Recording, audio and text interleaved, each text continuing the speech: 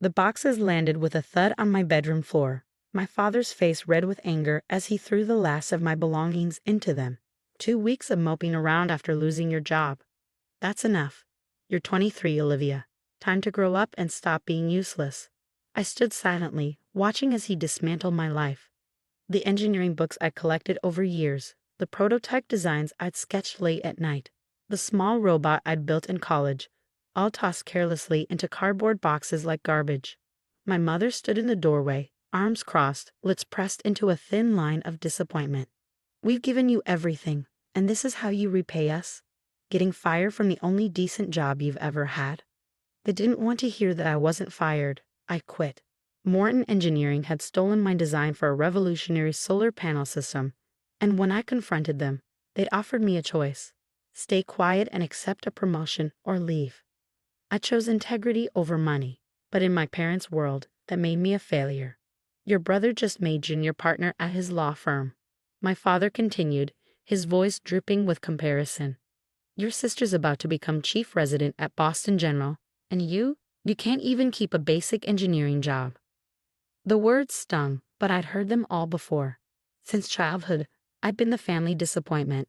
My siblings followed the prescribed path: law school, medical school, prestigious careers.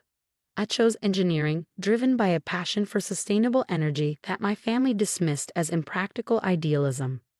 We're done supporting you, my father declared, shoving the last box toward the door. You have until tonight to get out. Find somewhere else to waste your life. As the door slammed behind them, I sank onto my stripped bed, fingers tracing the edge of my latest design notebook. Inside were the plans they'd never bothered to understand. Blueprints for a solar energy system that could revolutionize how we power cities. Morton Engineering had seen the potential immediately. That's why they'd stolen it, counting on my youth and inexperience to keep me quiet.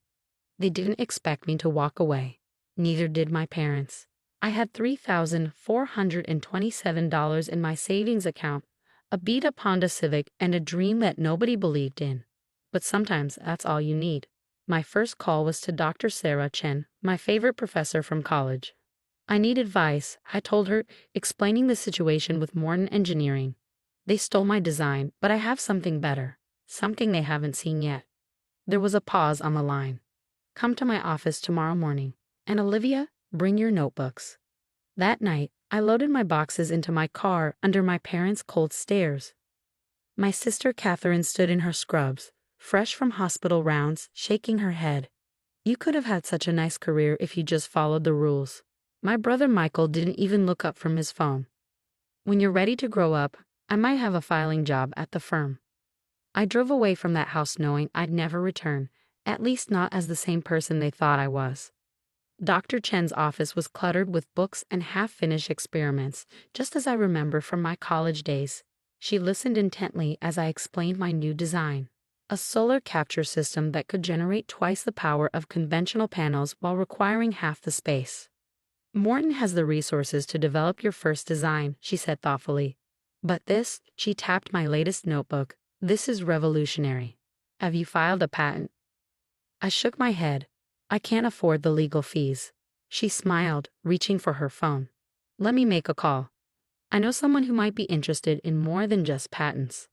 That someone turned out to be James Wilson, a venture capitalist with a track record of turning innovative green energy solutions into successful companies. He met me in a small coffee shop, dressed casually in jeans and a faded t-shirt. Dr. Chen says you've developed something extraordinary, he said, stirring his coffee. Show me. For the next hour, I walked him through my designs, explaining how my system could transform urban power grids. He asked sharp questions, challenged my assumptions, and finally leaned back with a thoughtful expression.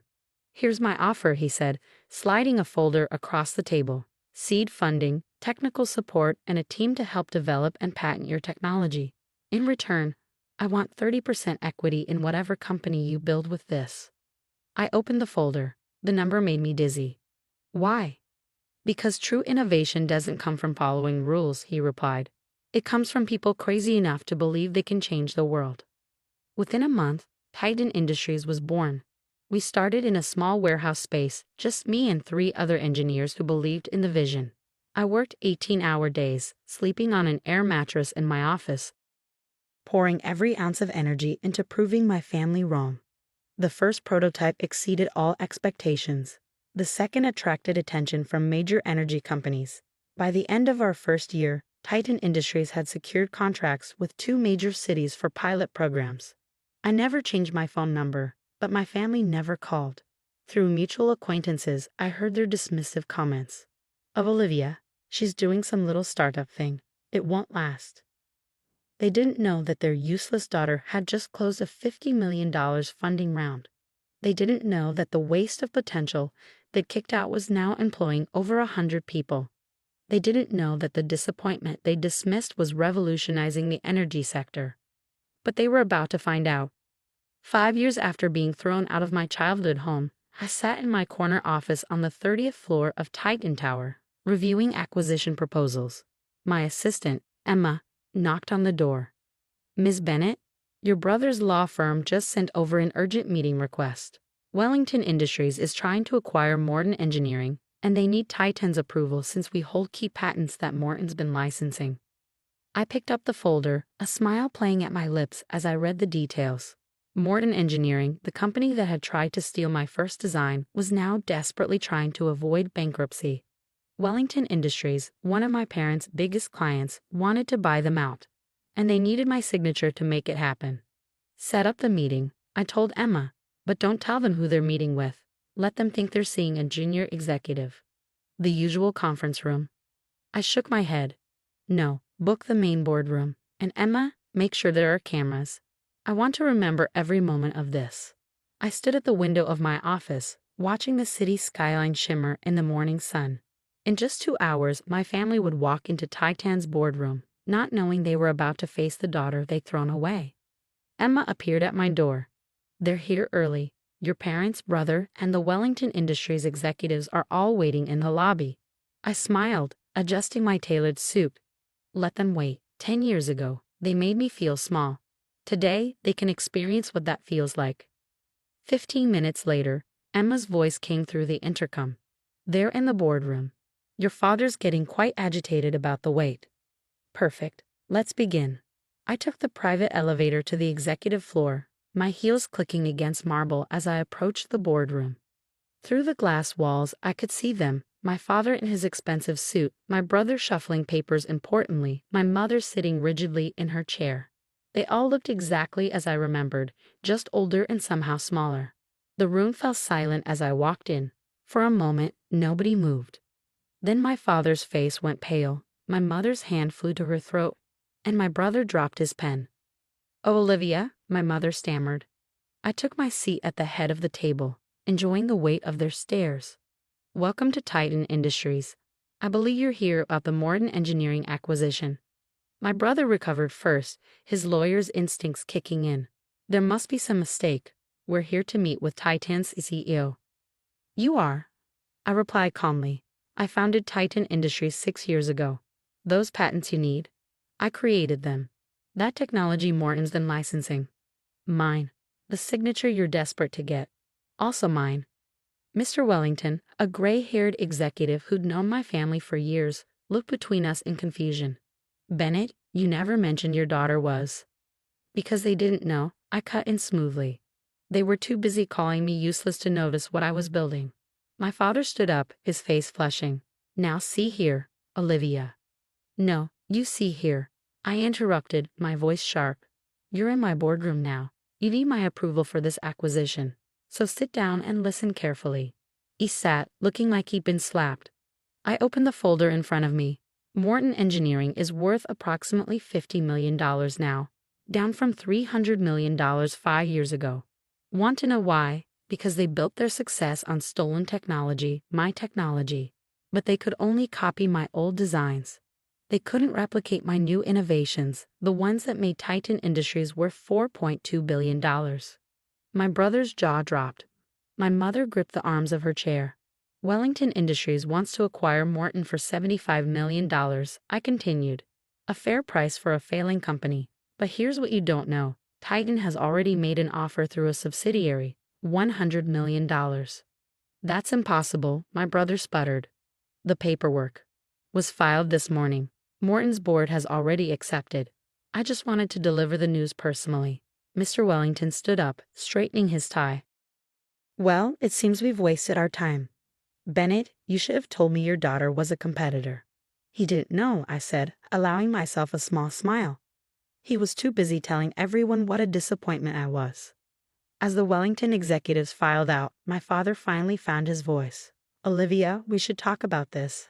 As a family. Family? I laughed. You threw me out, said I was useless, told me to stop wasting my life. I stood up, gathering my papers, wanting of something interesting. The day you kicked me out, I had just walked away from a promotion at Morton. They offered me a 6-figure salary to keep quiet about them stealing my design. I chose integrity over money, something you never understood. My mother reached for my hand. I pulled away. The Morton acquisition will be announced tomorrow. Their offices will be cleared by the end of the month. And that building? I pointed out the window to Morton's headquarters. It's being renamed Titan Tower 2. I'm going to put my name right where everyone can see it, including you. But were your parents? My mother whispered. No, I replied quietly. You're just people who happen to share my DNA. Parents believe in their children. Parents support dreams. Parents don't throw their kids out for having integrity. I pressed the intercom. Emma, please show everyone out. And cancel my dinner plans. I'm celebrating tonight. As security escorted them to the lobby, I heard my father's angry voice. She can't do this. She's just Just what? I called after him. Useless. A disappointment. Keep watching. I'm just getting started. That evening, I sat in my office, looking at old photos. One showed a young girl holding a homemade robot, beaming with pride while her family looked away. Another showed a college graduate with engineering honors, standing alone while her siblings received lavish graduation parties.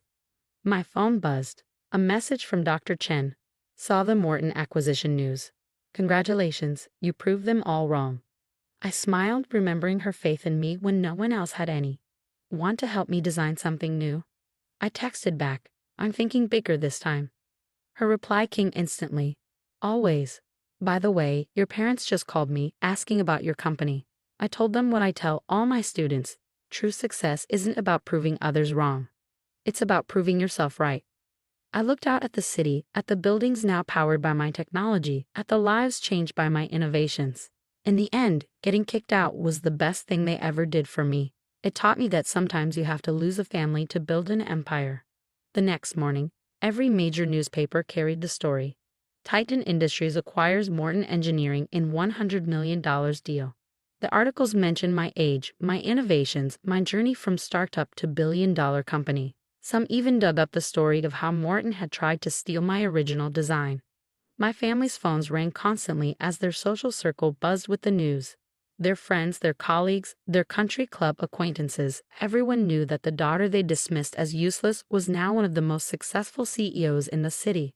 I received hundreds of messages, including dozens from relatives suddenly eager to reconnect. I archived them all except one, from my young cousin Lisa. I want to be an engineer too, she wrote, but everyone says I should do something more practical. Would you meet with me? My reply was simple. Come by my office tomorrow. Bring your dreams and ignore anyone who calls them impractical. Sometimes the best revenge isn't about getting even. It's about breaking the cycle. It's about showing others that it's okay to follow their dreams, even when no one believes in them. As for my parents, last I heard, they drive a different route to work now. Apparently, they can't stand seeing my name on the side of 2 downtown buildings.